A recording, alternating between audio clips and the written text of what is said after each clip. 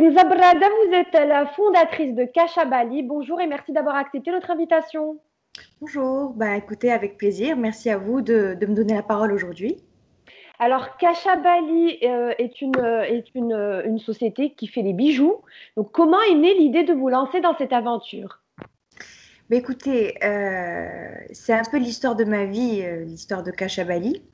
Quand j'ai fini mes études supérieures à Paris, où j'ai été spécialisée dans le marketing du luxe, je suis rentrée au Maroc dans le but de moi aussi participer à l'évolution de mon pays, à rajouter ma petite pierre à l'édifice au Maroc.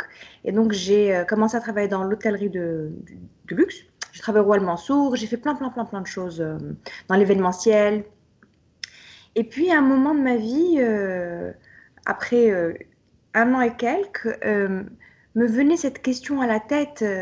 Ça y est, Zema, c'est ça ta vie, genre la partie la plus excitante de ta vie qui était censée être celle de tes études est vraiment derrière toi, y a plus rien d'autre. Et je ne sais pas pourquoi, mais j'ai écouté cette petite voix qui était à l'intérieur de moi et j'ai fait juste le pari fou. Non, je vous abrège vraiment l'histoire. Et j'ai fait le pari fou de tout quitter et de sauter à pieds joints dans l'inconnu total et d'aller à l'autre bout du monde seule, m'installer donc à Bali, où je ne connaissais personne. J'étais allée à Bali l'année précédente en vacances et j'avais adoré, j'avais eu le sentiment très spécial de rentrer à la maison. C'était vraiment bizarre comme sentiment et je pensais qu'un jour j'irais enfin, passer ma retraite là-bas ou à un moment ou un autre de ma vie, je savais que je retournerais là-bas, mais je ne savais pas que ça serait aussitôt. Donc j'arrive à Bali et puis je me lance encore dans la même chose, dans l'hôtellerie de luxe. Je suis manager de beach bar, je suis manager de restaurant, je fais plein de choses encore. Et il y a encore cette petite voix qui revient à l'intérieur de moi qui me dit, est-ce que c'était vraiment ça le but, d'aller à 15 000 km pour avoir quasiment la même vie que ce que tu avais au Maroc, juste un peu plus ensoleillé sur une île? Mm. Et là, je fais un rêve étrange. Donc, je rêve de mon grand-père qui est décédé de quelques mois auparavant et qui me dit entreprends. En plein milieu d'un rêve, il vient, il me dit entreprends. Donc, je me réveille le lendemain matin, je me dis comment ça entreprendre, qu'est-ce que je vais entreprendre? Et là, j'ai une petite habitude que j'ai depuis assez longtemps, c'est j'aime bien me retrouver dans la nature, marcher et je parle à voix haute à l'univers, au bon Dieu et je parle vraiment à voix haute comme s'il y avait quelqu'un qui m'entendait. Et donc là, je suis sur la plage, je marche et je demande au bon Dieu, mais guide-moi, montre-moi, qu'est-ce qu'il faut que je fasse?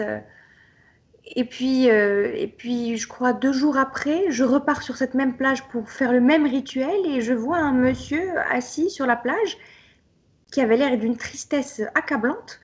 Et sans comprendre pourquoi, je vais vers lui et je m'adresse à lui, alors que je viens d'arriver en Indonésie, je ne parle pas spécialement encore bien la langue. Donc Mm. je vais vers lui et je lui dis en anglais, je lui dis qu'est-ce qui se passe, est-ce que tout va bien? Et là, il m'explique qu'il était auparavant à la tête donc d'un atelier de fabrication de bijoux, et puis que la situation économique aux États-Unis, etc., fait qu'il ne peut plus enfin, qui n'a plus les moyens d'avoir cet atelier, qui cherche du boulot désespérément, qui n'a pas comment donc faire vivre sa famille, etc. Et moi, vraiment dans un élan de générosité, Zema, il n'y avait rien d'autre derrière ma tête, Zema. Je lui dis, bah, écoute, moi, je vais te commander des colliers. Je vais te commander quelque chose. Je lui dis, écoute, donne-moi juste un peu de temps, le temps de rentrer à la maison, dessiner quelques petites choses, et je te donne du travail. C'était moi, pour moi, c'était une solution ponctuelle pour l'aider à Mm. survivre. À Donc je rentre, surmonter son épreuve. voilà. Donc je rentre à la maison, je commence à dessiner des petites choses et je lui donne trois modèles de colliers. C'était à l'époque où les chokers étaient à la mode, donc j'ai fait des choses relativement simples. Et une semaine après, il revient avec un produit, mais d'une qualité incroyable. Je me dis, waouh, c'est fou. Et, euh, et là, je lui dis, tu sais quoi, fais-moi 5 de chaque. Donc c'était 3. Je lui dis, fais-moi 5 de chaque. Il revient, il m'en fait 5 de chaque. Enfin, une semaine après, il revient avec 5 de chaque. Et là, je me dis, bon, j'ai rien à faire de spécial ce week-end. Il y a donc les pop-up, les Sunday market. Je me suis dit, écoute, je vais louer une petite table dans un Sunday market, je vois ce que ça donne. Et tout ça, Zema, c'était vraiment à l'aveugle. Donc, je loue cette petite table dans ce Sunday Market. Je pose mes petits colliers. Je n'avais rien. J'avais ni nom de marque, ni petite pochette pour vendre mes produits. Je n'avais rien. Zema, Que c'était. les petits colliers que le monsieur a fabriqués pour toi. Voilà, j'ai mis une petite nappe. Et puis, c'était vraiment très. Zema, c'était très simple. Donc, je vais sur ce Sunday Market. On me donne en plus une place hyper ensoleillée. J'ai passé toute la journée au Mis au soleil. soleil. Et résultat du compte, enfin résultat de la journée, c'est que j'ai vendu tous les petits colliers ce jour-là. Et je me dis waouh, bon, intéressant. Et puis de ce que j'ai gagné, je fais produire davantage. Je dis tu sais quoi, produisant moi 10. Et le week-end d'après, je fais le même pari fou de repartir sur ce Sunday Market et de revendre. Et puis je vois que ça commence à fonctionner. Je me dis, bon, bah, peut-être que je suis sur quelque chose, un petit boulot que je pourrais comme ça avoir à côté. J'ai toujours su que j'aurais une marque un jour. J'ai toujours été attirée, pas attirée, j'ai toujours été créative. J'ai toujours créé dans mon coin. Quand ma mère, elle me punissait, elle me disait, va dans ta chambre. Elle revenait me chercher une heure après. Je m'étais complètement déguisée avec du papier toilette tout autour de moi. J'avais créé une robe. J'ai toujours été très créative, Zama, depuis petite. J'ai toujours su qu'un jour je finirais par avoir une marque à moi. Je ne pensais pas encore une fois que ça serait aussitôt. Voilà, donc c'est comme ça qu'est né Kasha concrètement. Très C'est bien. Quelles sont les difficultés que vous avez rencontrées tout au long de ce parcours, de ce beau parcours Kenza? Alors en fait, il faut savoir que jusqu'à aujourd'hui, donc jusqu'en 2021, Ça je fait suis combien de toujours. temps que Cacha Bali existe?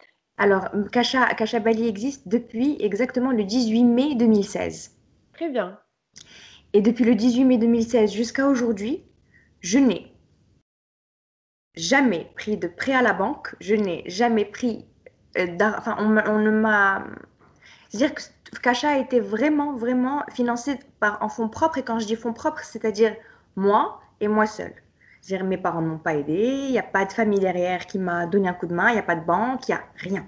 C'est moi, c'est mon bébé. Et c'est aujourd'hui vraiment ma plus grande fierté. Et donc les challenges que j'ai pu rencontrer étaient que, bah, c'est ça en fait, concrètement, comme on n'a pas parfois les fonds nécessaires pour faire certaines actions, euh, tout va très lentement. C'est-à-dire, si j'avais eu un prêt à la banque, parce que en fait, je n'avais pas la possibilité d'avoir de prêt à la banque. N'étant pas plus résidente au Maroc, n'étant pas réellement résidente à Bali, ne disposant d'aucune autre nationalité, je ne peux pas bénéficier d'un crédit à la banque. Donc, c'est ça en fait. Les choses auraient pu être nettement plus rapides. J'aurais pu accomplir tout ce que j'avais en tête plus rapidement si j'avais eu. Mais en fait, c'est vraiment un choix personnel. Je n'ai pas voulu, j'ai vraiment voulu que ce soit mon aventure, j'ai voulu que ce soit mon bébé et j'ai pas voulu autre chose. Alors, comment, selon vous, pourrait-on justement ancrer plus la culture de l'entrepreneuriat aux Marocains afin de les pousser à prendre ce risque finalement qui devient peut-être une opportunité? Je pense vraiment l'amour du risque. Je trouve que dans n'importe quelle société ou civile, enfin oui, même pays ou culture, on a peur de prendre des risques. On voit les gens qui prennent des risques comme des fous, comme des gens qui vont tout perdre. On ne réalise pas qu'en fait, c'est réellement dans la prise de risque que naissent les plus belles choses. Moi, si je n'étais pas sortie de ma zone de confort, si je n'avais pas fait ce pari fou d'aller à l'autre bout du monde et en ne connaissant personne et en me lançant dans cette aventure, jamais je n'aurais su qui je suis réellement, de quoi je suis réellement capable. Capable. Et, et c'est en prenant ce risque ben, qu'est née cette je ne sais même plus comment la définir tellement c'est quelque chose qui me remplit de bonheur. C'est mon bébé, c'est ma vie, c'est mon histoire, c'est tout.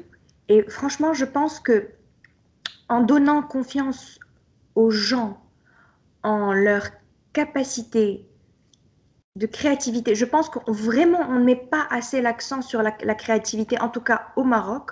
Je trouve qu'il n'y a pas assez d'actions qui sont menées, que ce soit dans les écoles ou à droite, à gauche, enfin, genre même les activités extrascolaires, on, on, on est, on n'est pas vraiment en train d'encourager les gens à développer leur créativité, à avoir confiance en ça et en réalisant qu'on peut réellement vivre de ça. Être un artiste, être un créateur, être un peintre, un dessinateur, c'est quelque chose qui peut réellement aboutir à quelque chose de viable. Je pense qu'on devrait vraiment arrêter de vouloir mettre les gens dans les boîtes dans le sens où tu vas être médecin, tu vas être économiste, tu vas être comptable, parce que c'est les métiers qui sont bien vus, parce que c'est ce qui fait gagner de l'argent. Je pense que les choses évoluent et le monde évolue et ne pas oublier que nous sommes avant tout euh, des êtres dotés d'intuition, d'émotion et qu'on n'exploite pas du tout ce volet de notre personne, surtout dans le monde d'aujourd'hui.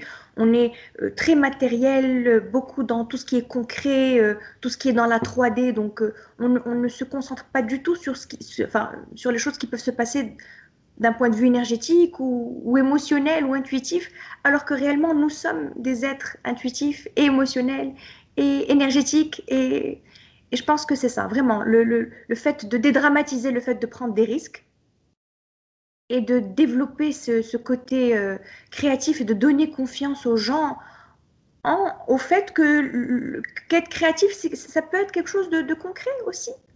Mm. Kenza, ça sera ma dernière question. Alors, vous êtes Kasha Bali est présente aux États-Unis, à Oui. Bali, à quand le Maroc? Ben, on est là, on est en train d'essayer de faire des petites choses pour le Maroc.